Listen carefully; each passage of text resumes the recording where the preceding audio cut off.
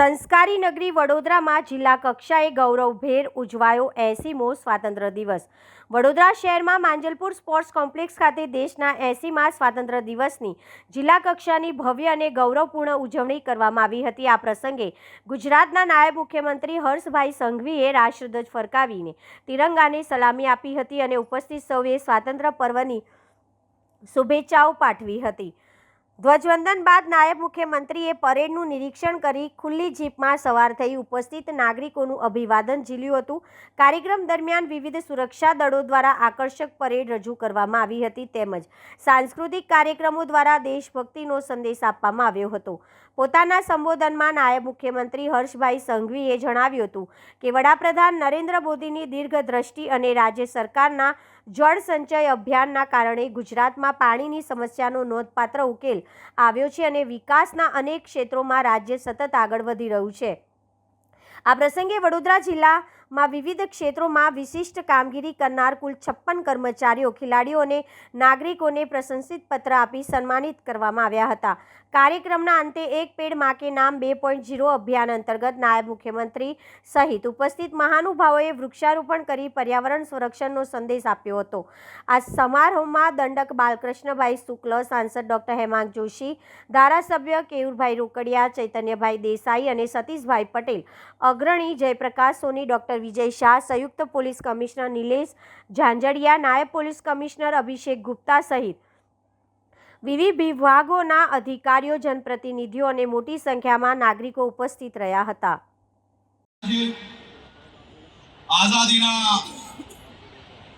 આ 80મા મહાપર્વ નિમિત્તે હું મારા સૌ યુવાન મિત્રોને વિનંતી કરવા માંગુ છું કે દેશને આજે શહાદતની જરૂર નથી। આજના સમયની માંગ છે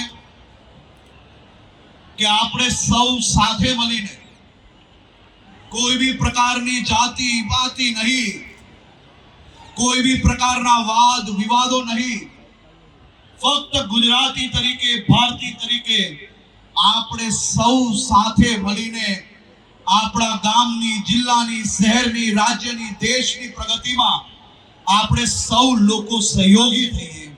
આપણે સૌ લોકો આપણી જવાબદારીઓ નિભાવીએ। આપણે સૌ લોકો આપણા રાજ્યને સ્વચ્છ રાખવા માટે આપણે સૌ લોકો સહભાગી થઈએ।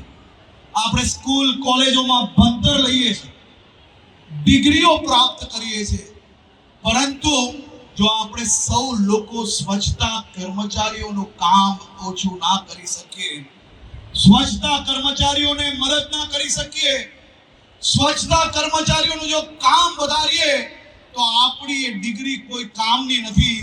આજની દેશભક્તિ એ બીજા વ્યક્તિનું કામ વધારવાની બદલે, એનું ભારણ વધારવાની બદલે આપણે આપણી જવાબદારીઓ નિભાવીએ, એ જ સાચી દેશભક્તિ છે।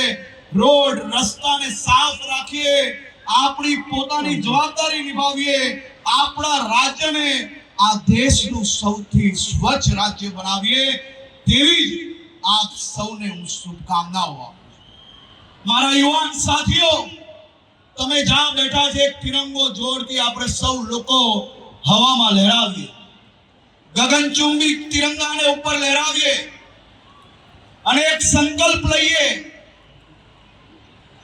કે હું કોઈ भी પ્રકારના વ્યસનમાં, હું કોઈ भी પ્રકારના વ્યસનની ફેશનમાં ક્યારેય નહીં ફસાઈશ।